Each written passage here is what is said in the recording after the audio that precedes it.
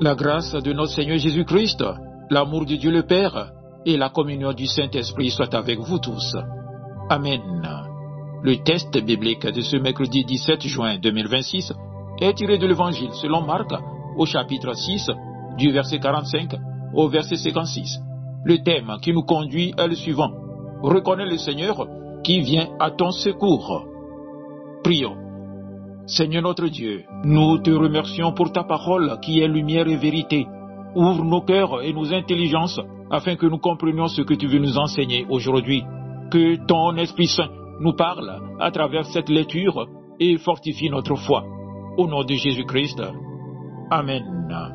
Marc, chapitre 6, du verset 45 au verset 56.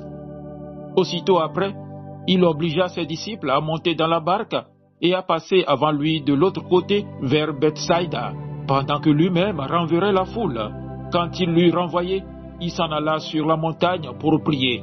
Le soir étant venu, la barque était au milieu de la mer, et Jésus était seul à terre. Il vit qu'ils avaient beaucoup de peine à ramer, car le vent leur était contraire.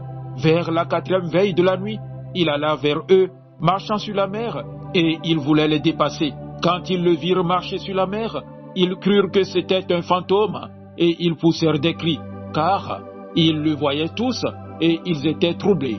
Aussitôt, Jésus leur parla, et leur dit, « Rassurez-vous, c'est moi, n'ayez pas peur. » Puis, il monta vers eux dans la barque, et le vent cessa. Ils furent en eux-mêmes tous stupéfaits et remplis d'étonnement, car ils n'avaient pas compris le miracle des pains, parce que leur cœur était endurci. Après avoir traversé la mer, ils vinrent dans le pays de Génézareth, et ils abordèrent. Quand ils furent sortis de la barque, les gens, ayant aussitôt reconnu Jésus, parcoururent tous les environs, et l'on se mit à apporter les malades sur des lits, partout où l'on apprenait qu'il était. En quelques lieux qu'il arrive, dans les villages, dans les villes ou dans les campagnes, on mettait les malades sur les places publiques, et on le priait de leur permettre seulement de toucher le bord de son vêtement, et tous ceux qui le touchaient étaient guéris. Amen. Bien-aimés dans le Seigneur, la vie chrétienne n'est pas un long fleuve tranquille. Il arrive que nous traversions des moments où tout semble nous résister. Nous traversons tous des moments où les vents de la vie soufflent avec violence. Il y a des saisons où tout semble aller contre nous. Les problèmes s'accumulent, les portes se ferment, les prières semblent sans réponse. Les disciples de Jésus se trouvent précisément dans cette situation. Ils sont dans une barque, en pleine mer, confrontés à des vents contraires. Ils rament depuis des heures sans voir d'issue. Pourtant, ils sont là parce qu'ils ont obéi à Jésus. Cela nous enseigne qu'il est possible d'être dans la volonté de Dieu et de traverser malgré tout des tempêtes. Mais au milieu de cette histoire, Dieu veut nous révéler une vérité puissante. Le Seigneur ne nous abandonne jamais dans nos combats.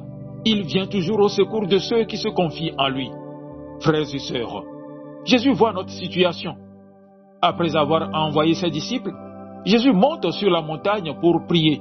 Cependant, la Bible précise qu'il les voit se fatiguer à ramer, car le vent leur était contraire. Quelle consolation de savoir que même lorsque nous ne voyons pas Dieu, lui nous voit. Peut-être que personne ne comprend ce que tu traverses aujourd'hui. Peut-être portes-tu des fardeaux que personne ne connaît. Mais Jésus voit tout. Il connaît tes larmes, tes peurs, tes combats intérieurs et les tempêtes qui agitent ton existence. Oui, mon frère, ma sœur, le regard du Seigneur est posé sur toi. Tu n'es pas oublié. Et Jésus vient au moment opportun. Vers la 4e veille de la nuit, alors que les disciples sont épuisés, Jésus vient vers eux en marchant sur la mer. Ce détail est important. Jésus ne vient pas avant la tempête, ni au début de la lutte. Il vient lorsqu'ils sont au bout de leur force. Parfois, nous pensons que Dieu tarde à intervenir. Pourtant, le Seigneur agit toujours au moment parfait. Son calendrier n'est pas le nôtre. Mieux encore, Jésus marche sur ce qui faisait peur aux disciples. Les vagues qui les menaçaient étaient sous ses pieds. Mon frère, ma sœur, ce qui te paraît incontrôlable aujourd'hui est déjà sous l'autorité du Seigneur. Mais la peur empêche de reconnaître le secours de Dieu. Lorsque les disciples aperçoivent Jésus, ils ne le reconnaissent pas. Ils croient voir un fantôme et poussent des cris de peur. Quelle image frappante! Celui qui venait les sauver était pris pour une menace. La peur a cette capacité de déformer notre vision. Lorsque nous sommes dominés par l'inquiétude, nous ne discernons plus la présence de Dieu. Nous regardons davantage la tempête que le Sauveur. Mais c'est précisément à ce moment que Jésus leur adresse une parole qui change tout. Rassurez-vous, c'est moi, n'ayez pas peur. Cette déclaration est au cœur de ce passage. Jésus ne commence pas par calmer le vent. Il commence par rassurer le cœur. Il ne dit pas d'abord « Regardez les circonstances ». Il dit « Regardez-moi ». Lorsqu'il déclare « Rassurez-vous », il invite les disciples à abandonner leur anxiété. Lorsqu'il dit « C'est moi », il révèle sa présence au milieu de la tempête, comme s'il disait « Je suis là, je ne vous ai pas abandonné, je connais votre situation, je viens à votre secours ». Lorsqu'il dit « N'ayez pas peur », il appelle ses disciples à remplacer la crainte par la foi.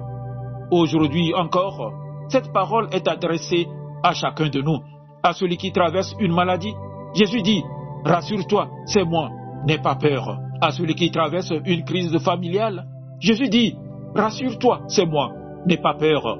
À celui qui lutte contre le découragement, Jésus dit « Rassure-toi, c'est moi, n'aie pas peur ». À celui qui ne voit plus d'issue, Jésus dit « Rassure-toi, c'est moi, n'aie pas peur ». Quelle que soit la violence de la tempête, la présence de Jésus est plus grande que la puissance des vagues. Bien-aimés, la présence de Jésus change tout. La Bible dit que Jésus monta dans la barque avec eux et aussitôt le vent tomba. Le véritable miracle commence avec sa présence. Lorsque Jésus entre dans la barque, la peur perd son pouvoir. Lorsque Jésus entre dans la barque, le désespoir laisse place à l'espérance. Lorsque Jésus entre dans la barque, la paix remplace l'agitation. Le plus grand besoin des disciples n'était pas l'absence de vent, mais la présence du Maître. Et notre plus grand besoin aujourd'hui n'est pas seulement que les circonstances changent, mais que Jésus soit au centre de notre vie. Oui, reconnaître Jésus ouvre la porte à la bénédiction. Dans la dernière partie du texte, les habitants reconnaissent immédiatement Jésus lorsqu'il arrive à Génézareth. Ils accourent vers lui avec leurs malades et leurs besoins. Parce qu'ils l'ont reconnu, ils ont reçu sa bénédiction. Les disciples, dans la tempête, ont d'abord été dominés par la peur parce qu'ils ne l'avaient pas reconnu. Les foules, elles, ont expérimenté sa puissance parce qu'elles l'ont reconnu. La foi commence souvent par cette simple reconnaissance. Seigneur, je sais que tu es là. Frères et sœurs, peut-être qu'aujourd'hui, votre barque est secouée par les vents contraires. Peut-être que vous êtes fatigué de ramer. Peut-être que la peur essaie de prendre possession de votre cœur. Mais le Seigneur vous adresse la même parole qu'aux disciples. Rassurez-vous, c'est moi. N'ayez pas peur. Il voit votre situation. Il entend vos prières. Il connaît vos combats. Il marche au-dessus de ce qui vous effraie et il vient à votre secours. Ne regardez pas seulement la tempête. Regardez celui qui marche sur les eaux. Ne regardez pas seulement les difficultés. Regardez Jésus. Car lorsque Jésus monte dans la barque, la victoire n'est plus une possibilité. Elle devient une certitude. Frères et sœurs, si vous avez besoin aujourd'hui du secours de Dieu, ouvrez votre cœur au Seigneur. Déposez à ses pieds vos peurs, vos inquiétudes et vos fardeaux. Entendez sa voix qui vous dit « Rassurez-vous, c'est moi, n'ayez pas peur ». Recevez cette parole par la foi et laissez le prince de la paix prendre place dans la barque de votre vie. Amen. Paisible journée à vous tous.